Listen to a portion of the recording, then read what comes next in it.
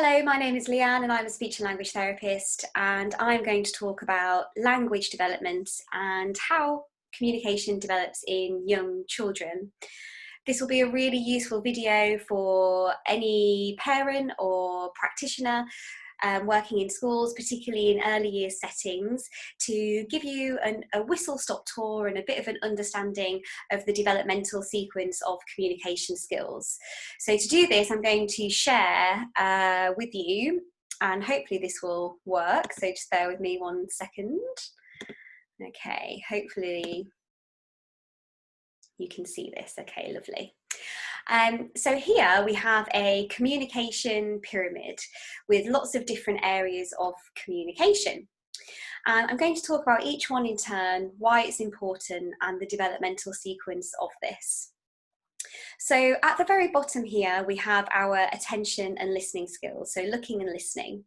Then we have play skills, understanding of language, talking, or as speech therapists would say, expressive language, and then pronunciation, speech sounds. And as you can see, running up and down this pyramid are our social interaction skills. So each of these different areas has to develop before the other one is able to. So starting at the bottom here, we have attention and listening. Now, attention and listening is the absolute foundation skill of communication. And we've got to be able to attend and listen to what people are saying in order to hear the words, understand and learn the words. Also, the longer we can attend, the longer we can spend on one play activity, the more we're going to learn about it. So some children with attention and listening difficulties, they might move from one activity really, really quickly, and they're not really able to sustain their attention.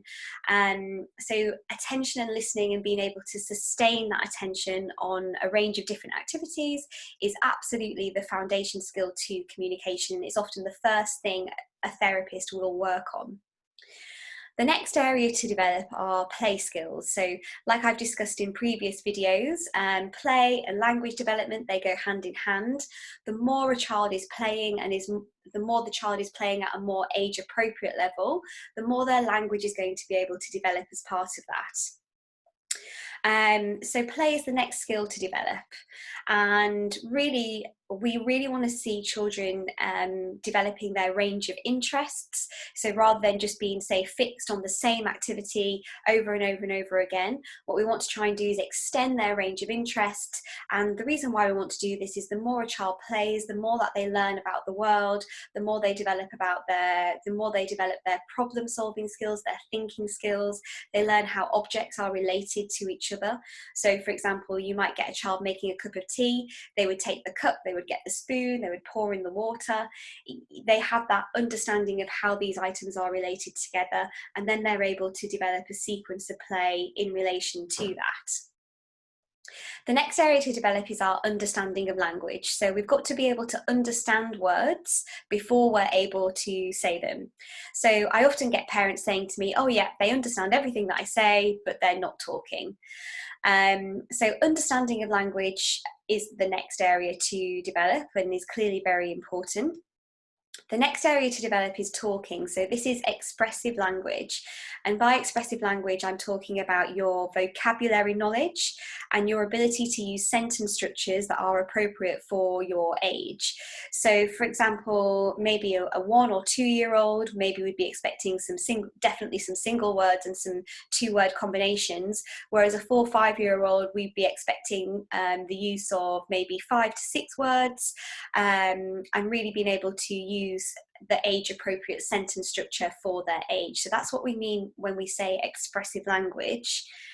And at the top here, we've got pronunciation. So this is our speech sounds. So this is our articulation. This is our articulators, our tongue, our lips, our mouth, our breath support, everything that we need to be able to do to produce the speech sound so we are understood when we talk.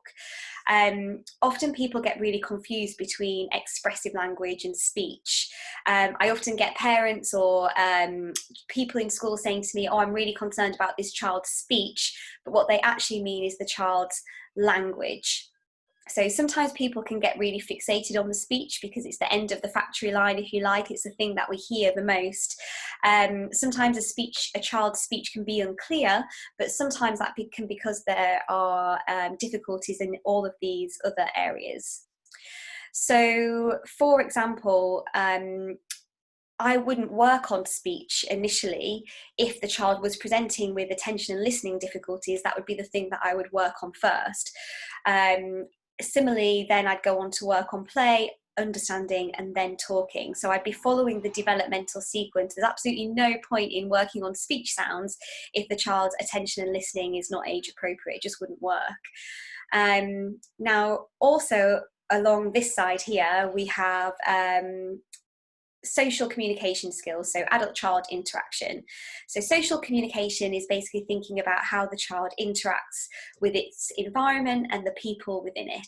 Social communication can mean things like eye contact, reading facial expressions, taking turns in conversation, all of these more subtle social communication skills that are really important in terms of developing relationships, friendships, and so on. Sometimes children, they may have difficulty with their social communication skills. They might not be able to give you eye contact. They might be appear in their own world. And so social communication is something that we are always assessing and always looking at. Okay, so that's a real whistle-stop tour of how communication develops in children. I hope that's been useful for you. I'm going to stop sharing my screen now. There we go. And I'm going to say thank you for watching. Please share this with anyone who you think might benefit from it, or it might be helpful for. And as always, please, if you want any more information, please go to my website. You'll find my email address, my number, and just get in touch. I'm always here to ask questions and always really happy to answer them. Okay, thank you. Goodbye.